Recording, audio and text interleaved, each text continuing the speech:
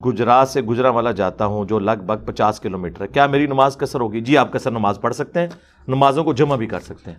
صحیح مسلم میں موجود ہے 3 فرسخ، وہ آلموسٹ 9 میل بنتا ہے۔ یہ میل کا لفظ عربی سے انگلش میں آیا ہوا ہے، کیونکہ اس وقت ہم حکمران تھے دنیا کے۔ مسلم شریف میں آپ کو میل کا لفظ ملے گا، انگلش میں جا کے مائل بن گیا۔ تو عربک جو میل ہے وہ ہمارے اس والے میل سے بڑا ہوتا ہے۔ یہ والا میل جو ہے آلموسٹ 1.6 کلومیٹر ہے، اور جو عربک ہے وہ 1.8 کلومیٹر، آلموسٹ سمجھ لیں نوٹیکل مائلز جو چلتے ہیں ہمارے سمندر کے اندر، اس کے برابر ہے۔ تو راؤنڈ آف کر کے موٹا سا بھی لگائے نا تو آلموسٹ 20 کلومیٹر اگر کوئی شخص سفر کرے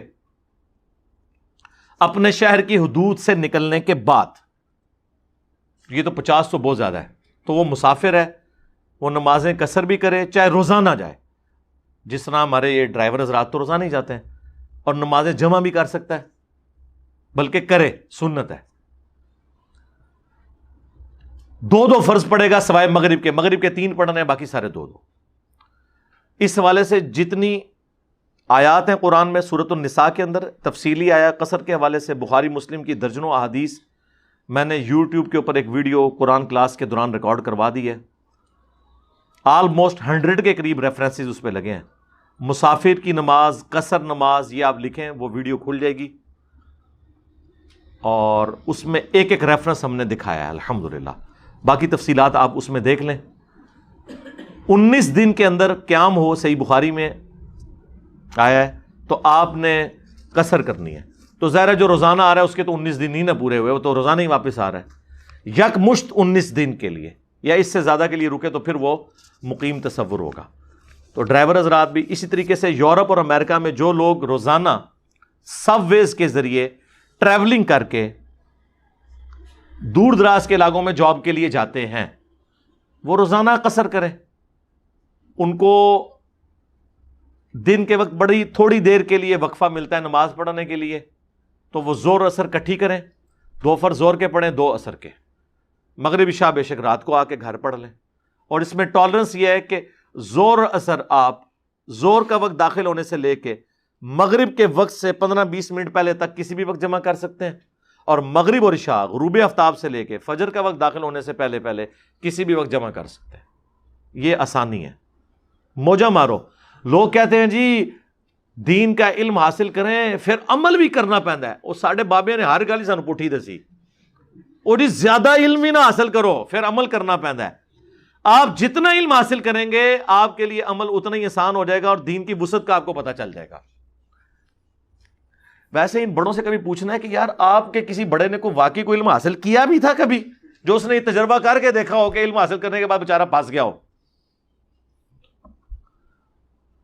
سنا کے سننی ٹنی، نہ خود پڑھا نہ ان کے بڑوں نے پڑھا، کہانیاں تو چل رہے ہیں۔ کا رہائشی ہوں، جاب پنڈی کرتا ہوں، ہفتہ میں 5 دن پنڈی اور باقی گھر۔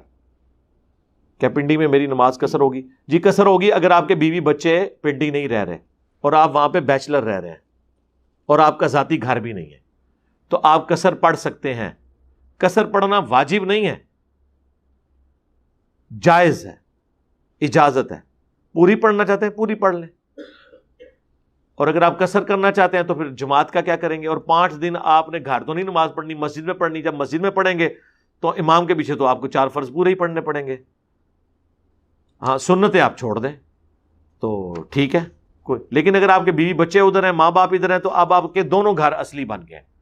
بعض لوگ یورپ امریکہ سے آتے ہیں نا مہینے کے لیے یا ہفتے کے لیے ادھر، تو وہ کہتے ہیں نہیں ہم ادھر نماز پوری پڑھیں یا آدھی۔ بھائی پوری پڑھو گے، یہ آپ کا وطن اصلی ہے، جب تک کہ آپ مکمل طور پہ ہجرت نہ کر جاؤ، پاکستان کی نیشنلٹی ختم نہ کروا دو۔ چاہے آپ کے پاس یورپ امریکہ میں نیشنلٹی ہے، اب آپ کا وہ بھی وطن اصلی ہے، یہ بھی وطن اصلی ہے، دونوں جگہ پوری نماز ہوگی۔ البتہ جو پارٹیشن کے وقت جس طرح انڈیا سے لوگ ہجرت کر کے پاکستان آ گئے، اب انہوں نے دوبارہ وہاں نہیں جانا، کبھی کبھار کوئی چلا جائے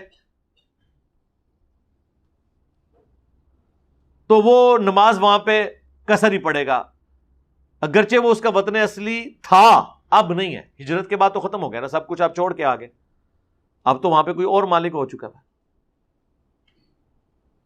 اور اگر آپ کا آنا جانا ہے کہیں پہ، جس طرح اسلام آباد عید کے دنوں میں آپ کو آلموسٹ خالی نظر آئے گا، سب لوگ اپنے آبائی علاقوں میں چلے جاتے ہیں، اور یہ بھی اور 15-20 سال تک ہے، اس کے بعد ایسا نہیں ہوا کرے گا، کیونکہ اب جو نسلیں وہاں جوان ہو رہی ہیں ان کا تو وطن وہ ہے نا، ان کو کوئی انٹرسٹ نہیں ہے کہ ہمارا پیچھے گاؤں کون سا ہے. یہ اس وقت تک، یہ جب تک ان کے بوڑھے ماں باپ زندہ ہیں وہ جائیں گے، ان کو مزہ آئے گا.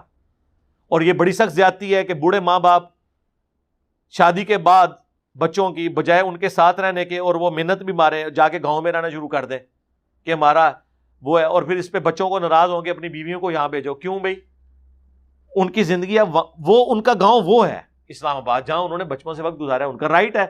اپنی بیوی کو اپنے ساتھ رکھیں گے، وہ نوکرانی تو نہیں آپ کے پاس چھوڑ کے چلے جائیں. تو یہ جب 15-20 سال اور گزریں گے، پھر آپ دیکھیں گے ان کی آگے جو نسلیں ہیں ان کے لیے تو گاؤں بھی یہی ہوگا، پھر آپ کو اسلام آباد خالی نہیں نظر آئے گا. ٹھیک ہے.